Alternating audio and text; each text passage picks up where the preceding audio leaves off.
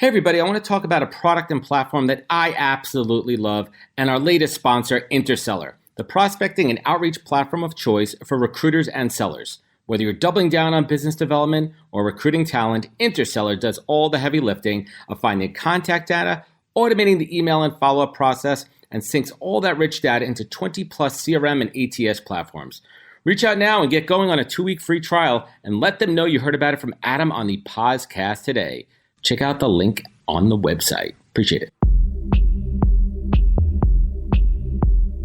Welcome to the podcast, where we introduce you to incredible humans who share their journeys with the mission to inspire you to harness your own inner tenacity to drive your life and career forward. And now, your host, Adam Posner.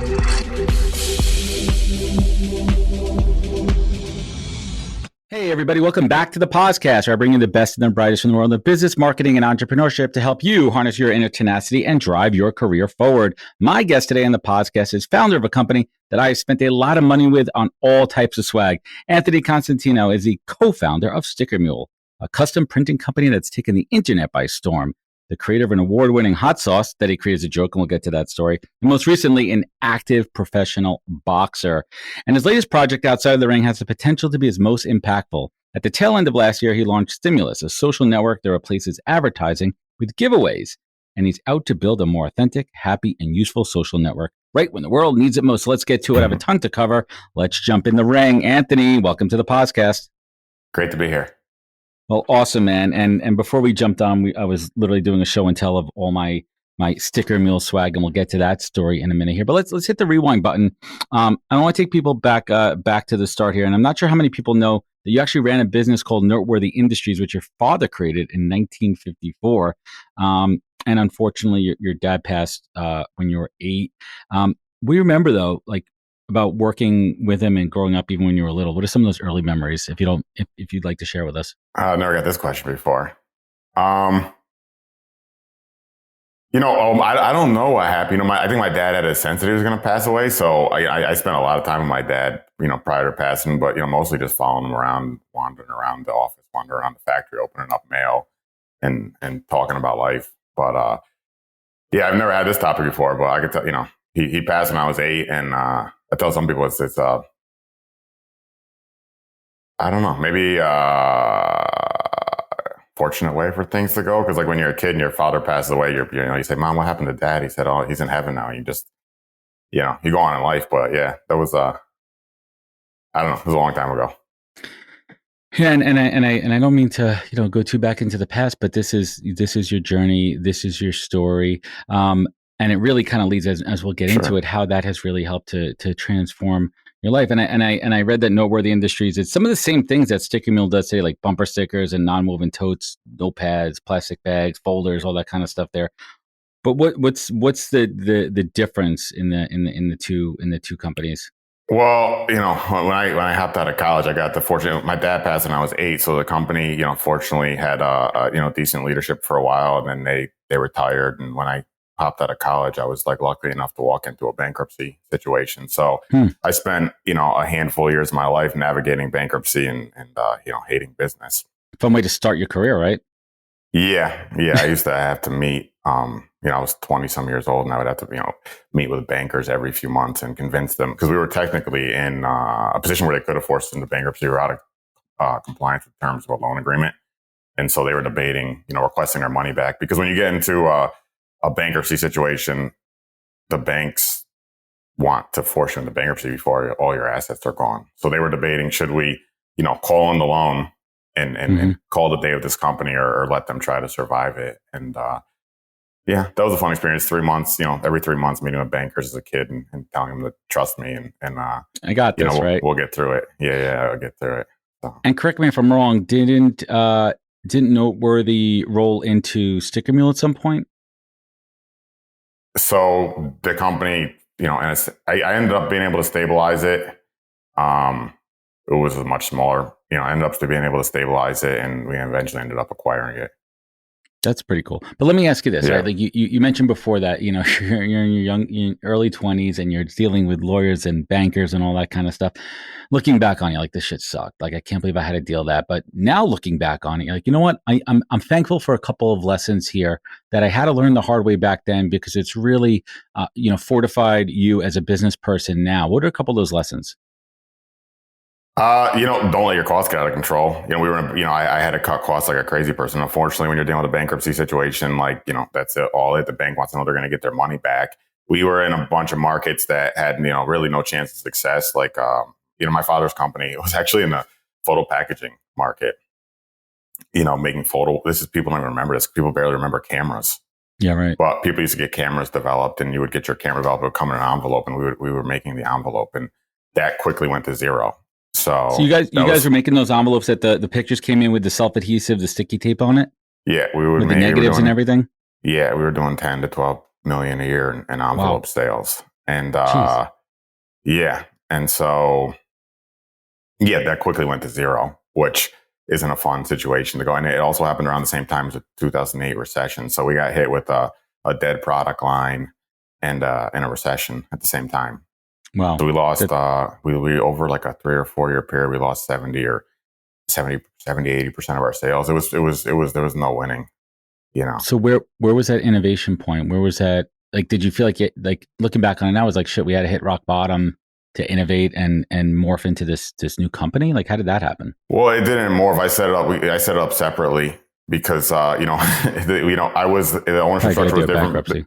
The ownership structure was different. The banks were concerned and we actually didn't even tell any of our employees that we had set up a separate company because, that I was setting up a separate company because I had to dual manage both. And I didn't want to scare them that the one company was going to fail, because you're saying, hey, I'm going to start a new company. Your existing employees, you're like, well, geez, we've already gone through hell. Now you're running away. So I ran both companies for, a period of time until we eventually stepped in and acquired the other. We acquired my father's company and basically shut it down. We acquired it and shut it down and absorbed all the employees because at that point, Sticker Mill was growing to a point where we wanted staff and we wanted building space. So we basically bought the buildings and the staff.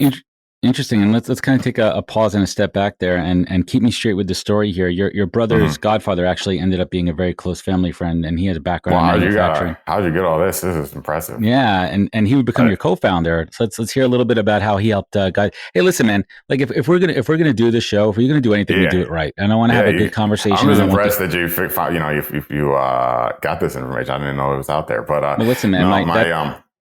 Yeah. I was just gonna give a shout out to my show producer Chris, who really does. He does a good job. Yeah, he does a good job.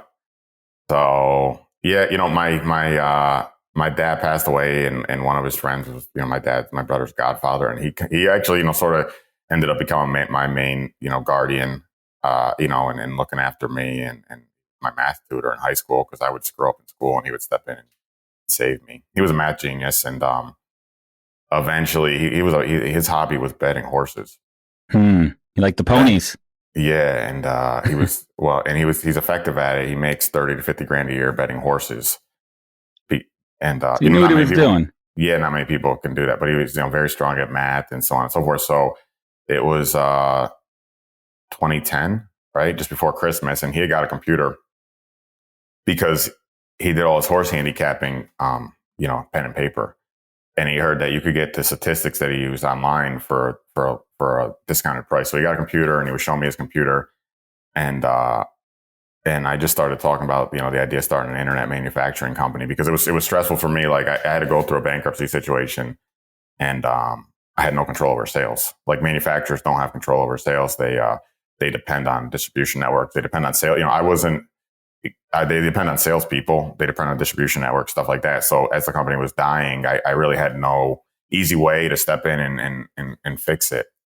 We also had a dead product line, but so I said, if we were online, we would have control over sales and manufacturing, and it'd be a better, more aligned environment. So he said to me, well, it was his first time using a computer. He said, what the hell do people even do on the internet? And I showed him Zazzle and Cafe Press.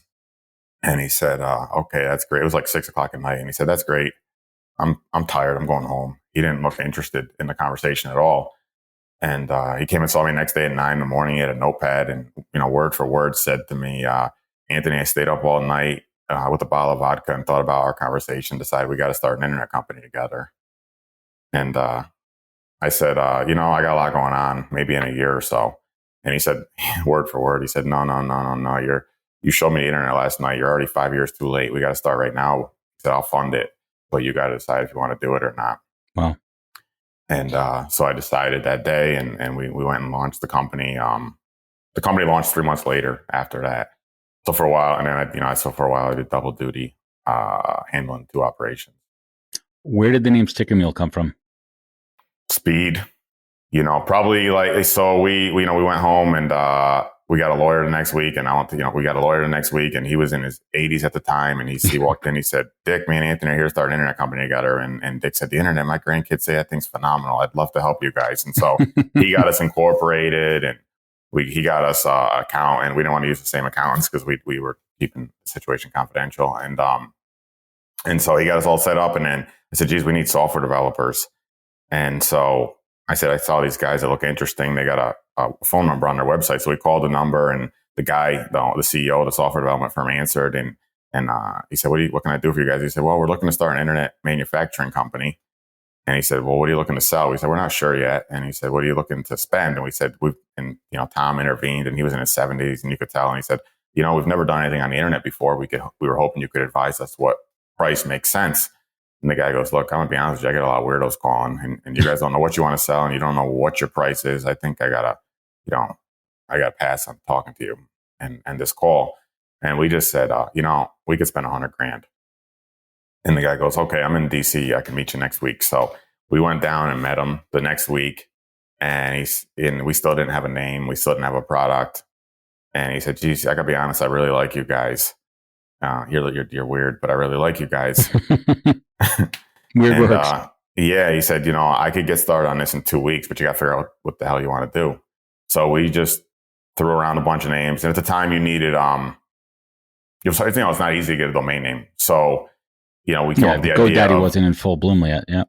Well, yeah, it wasn't, there was it wasn't easy to get a good one. A lot of good names were already taken. So we said, let's do product plus animal. Animals are funny. So we just threw a bunch of things around, and we actually originally called the company Print Bear because we thought we weren't really sure what we were going to sell. And then we ended up going with Sticker Mule. I mean, it's so crazy. I mean, the sticker culture is massive. Mm-hmm. The sticker culture, and I'm big in the Web3 space. And you go to any of these events, every product, every brand has stickers. They're giving them out there everywhere. The back of my computer is littered with stickers. My refrigerator in my office here is littered with stickers. My kids have stickers everywhere. And now today Sticker Mule seems completely synonymous with that whole category of custom branding. And it feels like it's a very mainstream product and practice, and it's affordable too. Let's talk a little bit about the pricing behind it. And the other piece that I love too is some marketing, because it's so simple. And I literally love getting my simple text messages and text emails. Where'd all that come from? You just stumble on things little by little. We didn't know anything about internet marketing. We didn't know anything about software development. We didn't know anything about anything. And it just sort of, I don't know, you just learn things as you go. But, you try things, you see what works. Man, my co-founder has the processes, that I use. And you just write ideas down and you try them. And some of them work and some of them don't. And I said, since, in the whole process growing the company, we never knew what was going to work and what wasn't. Some of the best ideas we had, we thought were going to be huge winners. And some of the worst, some ideas that we thought were going to be nothing turned into, big winners for us. So over time, we decided, we realized email marketing is a big winner for us. SMS is becoming a more popular way of marketing as well, stuff like that. And we always like having fun. So we inject a lot of humor. We try to inject humor into the, Let's talk about humor for a moment here. And again, we go deep. And I heard one of the things that you did better at copywriting was trying stand-up. How'd that go? That went well. I tend, yeah. So yeah, that one, a lot of things I do are spontaneous. That wasn't even nothing to do with that. I had a friend that was had dreams of becoming a comedian, and he wanted to go to comedy school. And he said, "Would you mind going with me?" So I got nothing better to do. So I went to comedy school, and it went well. I performed a few times after that, did stand up, and it went well. My brief career in stand up went well, but it was a great experience for copywriting. I tell everyone, I tell everyone, you should if you want to get better at writing, do comedy school. And improv school too. I've done a couple of improv Yeah. classes, and I think that kind of really has fueled me for being a podcast host because I could just be on the cuff and I could change things and I can move Yep. directions from that. It's so interesting the comedy side of it. Who are who do you model your comedic stylings after? Who are some of your comedic inspirations? Can't say I have one in Well, particular. no, come on, man. Every comic is like I'm a Pryor guy, I'm a Seinfeld guy, I'm a You George would, Carlin guy. I would be honest with you. I really, my favorite comedian was Eddie Murphy, but I can't say I'm anything like Eddie Murphy. So yeah, that was weird. Like through the whole process, I did watch watch Jerry do a special. Jerry Seinfeld had a special. I think it's on Netflix, and it's worth watching. Where he goes through the process of coming up with a routine. The yellow notepads, Yeah, miles and stacks. and that was very helpful to see because you saw through that process that as Jerry Seinfeld was putting together a routine, even he struggled. And my teacher was a friend with Jerry, and he said one day Jerry he would tell all these. My teacher was actually the head writer for just by dumb luck because I live in the middle of nowhere. Our teacher was the head writer for Jay Leno. Wow. And he comes up to in my area because he's got family or something. I don't know what he was doing Just here, worked but out well. yeah, but so he know a lot of famous comedians and stuff like that. But he told a story about Jerry Seinfeld where Jerry invited him to a set, and he said, I watched the whole set. Jerry said, "What do you think?" And he goes, "I'm confused. You didn't tell any jokes." And he said, "I know." He goes, "I wanted to show you how important it is to have stage presence and confidence." And he goes, "I convinced the audience I was saying jokes. The audience was confused. He's like, I confused them because I was so confident." And so yeah, that day we had a lesson about stage presence and confidence and stuff like that. But wow.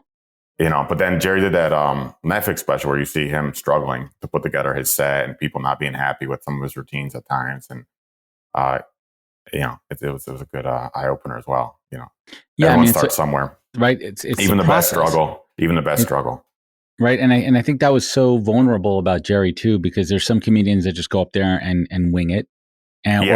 or they kind of have it in their head and they work it out in smaller clubs before they do like a big show, and they workshop it and they test it out, the material. I mean, there's a classic stories in New York City, a Comedy Cellar. You could be there on a random Wednesday night and you'll have freaking Kevin Hart and Jerry Seinfeld walk in, right? Mhm. Like, because they're coming there just to workshop shit, which is incredible from that too. But like understanding the process, understanding that like these people at the highest level of success, at the top of the mountain in their career, have all put in the work one way or another, and that's how they get there. So, looking at a company now, you've been running it for a number of years. What has been that biggest challenge as far as managing people, like a challenge and a lesson learned that you had to like work on yourself? I'm gonna say this is gonna sound weird. I'm gonna say this, but I like sometimes you get natural things come to you naturally, and for whatever reason, like managing people was never something I personally struggle with. I have a problem where like if I do figure out how to do something that seems difficult, I give away the secrets. So when I learned how to do comedy, and once I learned it, I did really well, and I could perform in front of people and do fairly well, and people are like, wow, that's so impressive, and I start breaking down all the secrets and telling everyone they could do it too. Same thing with boxing, but It's called the abundancy model, right? Like that's the abundancy model, the abundancy mindset, I should say. That why should I keep all the information I know to myself when I could share it with other people and make everybody better? Yeah, and I like there's like a lot of things aren't as hard as they seem once you understand the mechanics of how to do it. Like like with comedy, you spend a lot of time writing, and then you're basically performing a semi-memorized routine that you invested a lot of time in writing, and you tested your jokes out on people, and you verified that they work. So when you get up there, you look great, and you give the impression to the audience that you're freestyling it. But most of the comedians aren't doing that. So yeah, I'll give secrets away. In terms of managing people, I wish I could say what I figured out, but like that sort of came, that just sort of came natural to me. I don't know how to describe it, but it's sort of that's pretty cool. And I want to talk about a couple things that stick in me. And I'm curious about what's like that number one product that you didn't think was going to move it all off the shelves, but somehow you're like, shit, I cannot believe we how do we even keep these things in stock? Buttons, but we were talking about that before. We had a period of 2 years where buttons were just selling like crazy. Here's my button jar for everybody. Yeah, everybody watching this on YouTube. I'm shaking my button jar for anyone for the audio effect, the audio experience. We have sound effects on the podcast. I'm an overly honest person, but holding my stickers and magnets too. Yeah, I'm overly honest. So I'll tell you. I was telling you earlier, like buttons are not all that popular but they're not our most popular. But there was a period where they just went nuts, and I couldn't tell you why. They were just the sales were just doubling for no reason. That's crazy. But I don't know what it was. And then the pandemic put an end to that, and now buttons have kind of calmed down. But that was one of our biggest we had, because we were in buttons for years, and all of a sudden it just exploded. So yeah, you never know. Damn. Hey there, fellow podcast listeners. I'm Kevin Logan Jr., host of the Immutable Mindset podcast. If you're fascinated by Web3, blockchain, and disruptive technology, then you won't want to miss a show. Join me and co-host Adam Posner as we introduce you to an incredible lineup of successful entrepreneurs, builders, and industry veterans who share their insider knowledge, unique perspectives, and personal stories that will leave you inspired and craving more. Like Micah Isogawa, the CEO of Webacy, who shares her journey from being a Cirque du Soleil performer to a cybersecurity pioneer. Or Dave Schwed, COO of Halborn, who discusses the future of digital asset security and how the future of assets will be tokenized. We also break down complex topics into digestible bits, perfect for both experts and newcomers to the world of Web3. So if you're ready to stay ahead of the curve, subscribe to the Immutable Mindset podcast now, wherever you listen to your favorite podcasts. How did the hot sauce come about? How did that, like, where did that, like, I'd love to hear the hot sauce story, and then how did it end up in all the orders? Well, orders over a certain amount of money. Yeah. Yeah. I like to embrace, serendipitous moments, just strange, like it's like really, creating Sticker Mule it just came out of nowhere. We didn't expect to do it, but we jumped on it. And one day I was talking to somebody once, a partner of ours, and I said, I get lucky a lot. And he said, it's not that you get lucky a lot. He said, everyone gets lucky. He's like, but you always grab on your good luck. He's like, you never let it pass you by.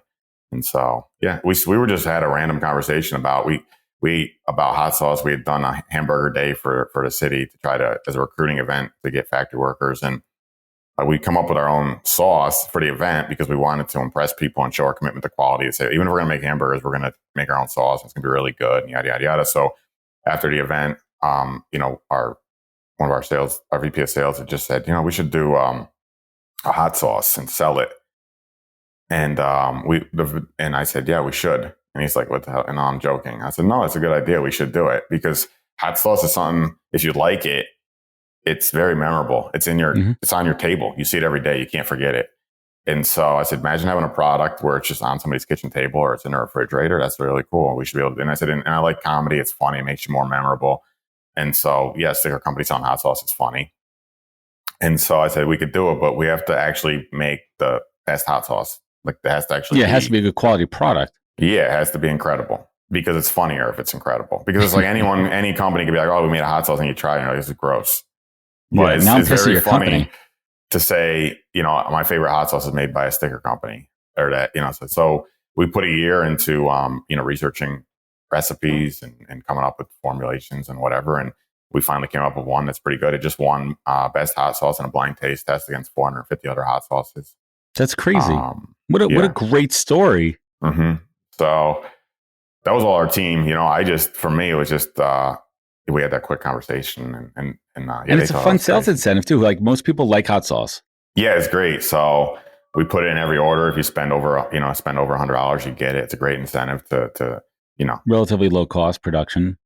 Yeah, it's not that hard. Once you figure out how to make hot sauce, the expense in hot sauce is figuring out how to make a good one. It's not that hard. It's not that expensive to make once you know how to do it. But you had to outsource, right, to a co-packer, right? You don't have the yeah. So we were going to make our own hot sauce factory. We were like very close to doing it, and we ended up turning the building into a gym instead. So it was a Mule Fitness shirt. So we have one community gym in my town, and it closed.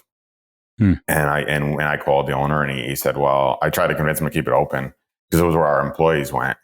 And he refused, but he said, I basically, sell you to everything for next to nothing. So we ended up closing down the hot sauce. It was all set up. We had machines and everything and whatever, but we ended up ripping out all the machines and having a gym instead. I figured, That's a crazy story there. And that's another thing with looking out for your employees. I mean, that came naturally. It was like, none of these things are forced that you're doing. They're all coming organically, and everything's coming up, Anthony, there. So let's talk about fitness. Let's continue that. Boxing. And you're not just, you're getting into this, man. You're right. You're competing now. Tell us a little bit about your boxing journey. Where'd that come from? Yeah. Everything's, I always said that, like, because I graduated college and, I walked into a bankruptcy situation. I got plunged into business world for like 5 years, and that wasn't a fun experience. So I kind of hated the business world, and it wasn't really what I don't know. I didn't really enjoy it. So I messed around in boxing a little bit when I was younger. I wrestled when I was younger. I like combat sports. I have like a lot of fun doing them. And so I always complained I didn't like business. And, at a certain point, I started just trying different things. I did the stand-up comedy and I did a few other things. And I stepped into boxing one day and I had a lot of fun with it. I didn't have any hobbies at the time because all I did was work. And so I tried a bunch of things out, and the boxing just made me the happiest. I played poker and I've had a few, but I just loved it. I don't know why. And I think like people that don't like, especially maybe business people, CEOs, they get overly obsessed with work. They don't know what else to do. And it's like, you got to just try things, and everyone's different. Some people are going to cook and they're just going to have a passion for cooking. And some people are going to maybe do like my friend did stand up and he did it with me. And he was just so happy when he did stand up. Like he hit the applause and the attention. And I actually had a good set a few times and people loved what I did. And I felt no emotion from it. I didn't feel That's anything. so interesting. You had a different feeling than your friend. Like it wasn't as rewarding to you. You were almost more rewarded of the process that you were able to do it. Right? Correct me if I'm wrong. I like this. Yeah, it was I loved learning it, and I recommend everyone do it. And I like injecting it into things I do at work. But the actually performing in front of people, even performing and doing well, it didn't do anything for me. But I randomly got there before I boxed. I randomly got there to go to a wrestling tournament. I'm 30. I stopped wrestling when I was 17 years old. My coach's kids were wrestling, and he said, "Why don't you come? There's an adult division." It was adult nationals. It was anyway. So I went, having not done any competitive sports for 17 years, and I had no training, and I ended up winning a match. You just jumped right in. And the rush I got was so big, and I had done that right after the comedy, and I got such a rush from it. I was like, "This is what I really always regretted not going that route in life." And so then shortly after that, I started boxing, and I had a similar enthusiasm for it. And it's like everyone needs something that they like. It's like it's a conflicting thing because people don't like it. They say it distracts me from work, but it's fun and it gives me a sense of enthusiasm.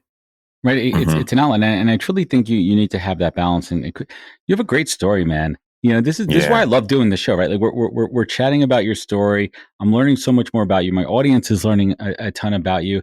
And it's interesting to see where people come from that run a successful company, because it wasn't always successful. In fact, it was the opposite of that. And you brought that back to where it is now. And I want to finish off the Stick and Mule story for a moment here. What are you most optimistic for in the future as far as the Stick and Mule business? What are those green flags in front of you that you're like, fuck, we're building, we're growing, this is awesome. Like what makes you excited about the business? We're in a great position. And like I tell people, like Sigma's more of a technology company. Well, we're a great manufacturing company, but we're a surprisingly strong technology company. We have an incredible tech team, and the back end is so easy, dude. And let me just jump in here for one second here and this is my plug here because I am a customer. I'm an actual customer for about 4 years now, I think. The experience is flawless. And I'm telling you this as a customer, the experience is flawless. The proofs come to you on text and email. You see everything, you're approving it. So there's the technology that you guys built behind that. I've tried other things and you're waiting for days, you're getting a PDF and like, what is this? I don't know how to use it. The experience is flawless. It's clean. The UI UX is clean. It's simple. It's easy to use. By the way, I'll order stickers. I literally will get them 48 hours later sometimes. That's not every time, right? But I'm like, the next day I get my cool little envelope. I know what that is. That brown envelope's in the mail. I know what I'm getting there. And so I want to give kudos out there for the team behind that. And we see that and we recognize that as a customer. So thank you. Yeah. So I'm very excited to flex our muscle in the tech space and do more exciting stuff with our tech team. We're looking at strongly growing our software engineering team, possibly doubling it in the next 12 months. So, the tech world's going through a bit of a crisis right now. Everyone's doing layoffs, but we're hiring like crazy, and we're looking to do more and more. So really excited to say our goal is innovation above all else. So we're just excited to and I don't want to do more cool things. I don't want you to see a lot of stuff I can't pre-announce, but we're going to be doing. Well, I was about to say, like, I don't need you to give away all the secrets here, but like, is there thoughts of how do you license your technology for other applications and other companies and selling out the tech?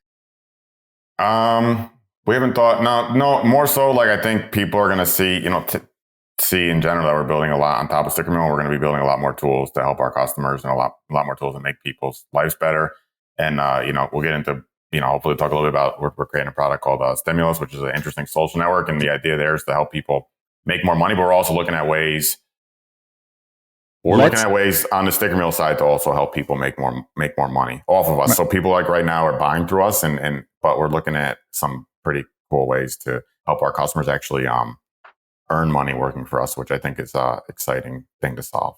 There it is, right? Like, how are you empowering the creator economy, right? That's really what it's about too. You're small entrepreneurs, small business owners, mom and pop shops. This is our swag. This is our merchandise. And I will give one piece of feedback. I know you tested those T-shirts. Yes. The first one? Yeah, it was not so good. Yeah. I'm giving you real-time feedback. They weren't. I'm a soft T-shirt guy. And I know you're probably figuring out the process, right? Like I'm just unpacking it here and giving real-time feedback. And I knew that too when it came, because that's why I ordered one. And that's why you did it at a low cost, because you're probably testing it out, whatever machines you were using and everything. But that's part of the test and learn process, and solicit feedback. And what you guys do, you solicited feedback from the customers. And we got it. I wasn't like, oh my God, I ordered 1,000 T-shirts and they all suck and I hate them. And now I hate this company. No, you're like, let's put a couple of them out and give it a shot. Yeah, exactly. We have a process you're never going to go into anything perfect. So we like when we start doing something new, we do crazy deals, low prices. That way if there's a problem, we get feedback and, nobody's too angry when you get a great deal. So, we're learning very quickly on T-shirts too. And we're doing more exciting stuff there. It's all about soft tees, man. It's all about that printing. It's that touch and feel. So let's talk about Stimulus for a minute there. And it's pretty commonly known how bad social media is for people these days. And many people probably wish there was a healthier platform available. But starting one that's going to compete with the established big boys and girls out there seems like a monumental task. And I want to talk about the coming verification revolution. And we saw that on Meta was introduced last week with their blue check, which I think is. I have my own thoughts on it too. It's like, I get it. Like, this is a verified account and all that, but talk to us a little bit about what Stimulus is and what was the impetus behind Stimulus. The impetus there was, I was anti-social media the whole history of Sticker Mule. Everyone's like, you got to do social media. It's crazy. People are like, you got to do social media. How do you, they say, oh, you guys are doing really well. You must do a lot of stuff on social media. I said, we're doing nothing on social media. After, maybe 8 or 9 years in business, like, I finally said, okay, I'll listen to somebody who will try to be successful on social media. And they wanted to be successful on Twitter. And I said, so we were messing around on there. We had 30,000 followers. And I said, look, I think it's a waste of time unless we can get to 1 million followers. So we put together a strategy to do that. And there was a period in time just before the pandemic where we were getting an average of 500,000 impressions per tweet, which is a massive number. Because now it's and we were growing 30 to 40,000 followers a month. So we went from very quickly from having 30,000 followers to almost 200,000 followers. And in the process, I saw the dark side of Twitter and all the negativity there. And like what we saw is Twitter really was designed, and it's honestly, it's getting a little bit better, but like Twitter was designed that you had to be negative in order to win the day. So you're on there, you want to get attention. And be controversial. You have to be controversial or you're not going to get attention. That was the only way to really do it. And, at the same time, so Twitter, as I viewed it, like they're pushing everyone to be controversial. And at the same time, they're putting all the blame on the users and trying to, say, oh, there's all these problems in society. We have, people are really bad people. We got to ban all these people. We got to do all this stuff. Like, and I'm like, well, you create a game where you say the only way to play the game is to be negative. And obviously people playing the game want to win. So they're just playing by they're just exploiting your game mechanics to try to succeed. And in the process becoming, worse versions of themselves because you're on there tweeting nasty things that aren't in character. So true, man. For who you are. And so I said, people on social media, they want attention. They need a different lever to get attention. They need to have a positive lever. So Stimulus is a social network that gives you a new lever to get attention, which is to have run integrated giveaways. And integrated giveaways are a positive lever. You don't need to come on here and say nasty things to get attention for yourself. You can attach a giveaway to your post and you're going to get a lot of attention doing something positive. And you're winning. The players in the game are winning because they're getting what they want, which is attention. And somebody on the other end is winning too because, they're winning the giveaway. And, society as a whole hopefully is winning because we're replacing all that toxicity and negativity with, more positive, fun, happy interactions. In the process, in order to make that work, we have to verify everyone because you have to have integrated verification to have security with the giveaways and fight fraud and guarantee that the winners are legitimate and the players are legitimate. So, we launched that about a year ago out of frustration with what, Twitter was doing. So far it's been off to a nice start. There's a lot of challenges to overcome because we're building it from scratch. Like some of the other networks that came out in response to Twitter, they just grabbed Mastodon or they grabbed like an open source code base and they're not doing anything really innovative. If you look at all the other Twitter copycats, they're just It's the same mechanism behind it. They're lame clones of Twitter. There's no innovation. So how's this different? Like, let's talk about the mechanics and the interface. What is it? I mean, I'm not saying compare it to something, but to give our listeners a point of reference from a UI perspective, what is it going to kind of look like? Is it more of a visual Instagram type feed, or is it text based like a Twitter? So we don't think it's worth reinventing the wheel when it comes to user interface. I mean, like the other networks have put tons of years into figuring out what interfaces make sense. And the same thing with e-commerce, there's accepted interfaces that just work, right? Yeah. No one's like redesigning the cart all the time. So, the interface is very reminiscent of any of the other networks, primarily maybe Twitter or Facebook. But, the innovation comes with integrated ID verification for free. No one else is doing that. The other networks are now starting. They're now starting to do it. No one had ID verification until we did it. Integrated giveaways. No one's doing that. Right. So, and integrated financial transactions. So, those are, a few unique things we're doing out of the box. We're doing more and more. We're the only network with image polls, which is kind of cool. I don't know why no one else thought to do that. And where is it now? Is it launch? Is it in beta? Where is it? Where can people find it? Or we're live. You can just go to stimulus.com, stim.com for short. It'll redirect you. But we had a period of great growth in January, and then we ran into a problem with credit card fraud. So believe it or not, even though everyone's verified, we thought ID verification is going to solve all fraud. So we're like, well, you can only use the platform if you give us your ID, you verify you're real, match it to your face. So we go through all that.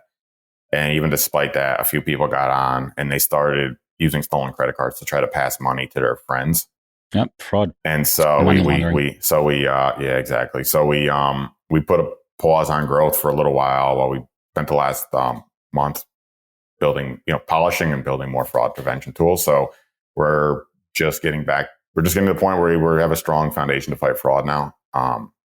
Cool problem to solve. And we're going to be focused on growth again. But we have a very nice community. The people there are happy and they're often commenting on like the positivity of the community relative to the other networks. So people that do use it notice it's winning versus the other networks like there's like a MeWe or whatever, Getter or whatever. They're like I said, they're really just bad copies of Twitter with no actual innovation. Yeah, really nothing there. And I want to sum it up here. And this is something that you talk about all the time. And unpacking all your story and unpacking the sticky mule story and the stimulus story, it comes down to what you talk about is less doubting, more doing, how to cultivate an action mindset. And I think that's what it's all about, right? I think you really should have, you took action. And one of my mantras is very simple. Just make shit happen, right? Like if I have an idea and I want to do something, everyone's like, oh my God, how'd you create this? Why'd you do that? I'm like, I just do it and I can't sit on it and I need to try it and test it and learn it. And if it fails, it fails. Is that like tattooed across your chest and your heart, man? Tell us how that feels to you. Yeah, in a way.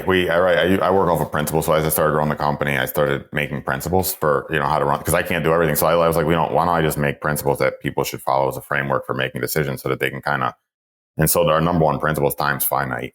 You can't get it back. So you can always make more money, but you can't get more time. So I hate wasting time. Once I realized that, people don't realize, you're younger, you think time goes on forever, but eventually you realize time's finite. And there's only 50 weeks in a year. People then say, oh, there's 52. Yeah, well, we take at least 2 weeks vacation, 4 or 6 maybe. So there's really at best 50 weeks in a year. If you're wasting weeks and accomplishing nothing, you're not going to get that week back. In your business career, you're going to make or break a company in 5 years, 10 years. So not that many weeks to get to really go from nothing to something. So you can't waste time, you can't waste weeks. I agree with you. And time's our most valuable asset too. And there's nothing worse when somebody wastes your time. That's kind of like one of my sticking points too. And multiple ways to waste people's time, right? And we all know that too. So let's bring it home here. I love what you built. I love your story and everything that you're doing here. And sharing information back with my audience. So Anthony, what is the single greatest piece of advice that you've ever received that you take action on daily? Again, my co-founder said a long time ago, and it relates to the time thing. Like if you do more things, you can make more mistakes. So I'm very obsessive about time, not wasting it, moving fast, getting a lot done, and everyone makes mistakes. But the more you do, the more mistakes you can make, and the more positive things you end up doing in the end. That determines where you finish. I love it. And last but not least, you look back, Anthony, you look back on your life, and you look back at the good times and the bad times and the tough times. And, going back to, being 8 years old and losing your dad, which I can't even imagine, and how that shaped your life, and how you have had to multiple times in your life, bankruptcy, building a business, dealing with hurt and pain. And you've had to reach down deep and harness that inner tenacity to drive you forward. And in the same breath, you sit here and you're proud of the company that you're building. You're empowering the community. You're you're putting a gym back out there, and you sit here with gratitude and happiness and passion for the things that you're doing in life. Anthony, what is your beacon? What is your compass? What is your North Star in life that drives you forward? Fun. I like fun, right? Yeah. So, I mean, I like that fun at work. And I think that's been a major asset for me and for the organization. Like, I've never taken work too seriously. I do it. And you have to be serious, because you can't not make money. It's an obligation to make money, but like, you can't be in life to just make money. And I think, like, if you look at anyone super successful, and there's a lot of people that are more successful than me, they all kind of realize this. Like, the mid-level success is like, I want to make money, but honestly, like, you can't be in it to make money. It sounds like ridiculous. You have to be able to make money and use them, and you use the money to do cool things. But yeah, my North Star is fun. I try to make the company fun. I try to have as much fun in life as I can. So I do the boxing. I try to make life fun for our employees to the best I can. That's it. It's awesome. And that's what it's all about, people. Anthony, I want to thank you so much for joining with me. Hang with me one moment here as I sign off. I want everyone to check out stickermule.com. And I'm gonna throw my referral link into the show notes here. I'm a customer. I might as well drive some business there. But tell him you heard about it on the podcast, and maybe he'll throw me another case of buttons they got lying around. They're like, oh, my Paz likes buttons. Let's run some freaking. No, I don't need any more buttons. But definitely check out Sticker Mule. I am a tremendous fan of and customer of the company and the products there. And check out Stimulus at stimulus.com/Anthony. Check it out, see what's happening there. I want to thank everybody for listening. If this show resonated with you, please share it. Leave a review, rating. Sharing means caring. It goes a long way. You can find out more at thepodcast.com. And if you ping me back with a positive review and show it, I will send you some podcast swag from Sticker Mule. I will put in an envelope. I'll send it out to you. I got a whole bunch here. I'd love to share it with everybody. Remember, take care of each other. Look out for one another, and catch us next week for another great episode of the podcast. Take care, everybody. Wisdom is forever, but for us, it's time to go. Thank you for joining us. Luckily, we'll be back with our next episode soon, jam-packed with more incredible humans. Thank you for listening, subscribing, and sharing. To join the conversation, search the podcast on LinkedIn. And to catch up on past episodes and more info, please visit www.thepodcast.com.